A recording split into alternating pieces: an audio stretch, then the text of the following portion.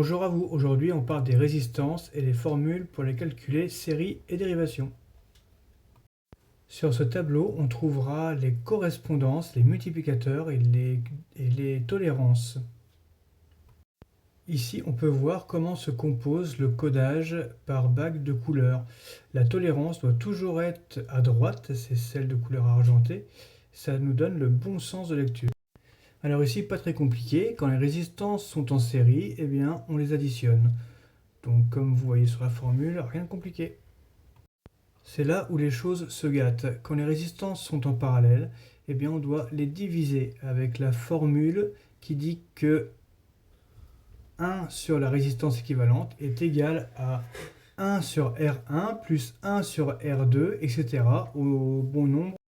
Je vous propose un petit exercice. Donc là, en fait, c'est un mélange des calculs en dérivation et en série. Donc là, je vous demande de me donner la valeur de la résistance équivalente 1, la résistance équivalente 2 et la résistance équivalente totale.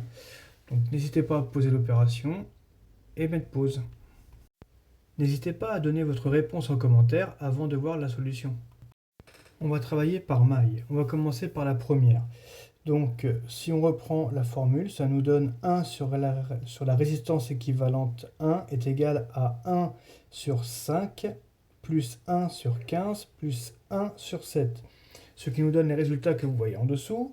Et si on les additionne, ça nous donne la résistance équivalente est égale à 1 sur 0,409. Donc, ce qui nous donne une résistance équivalente de 2,44 ohms.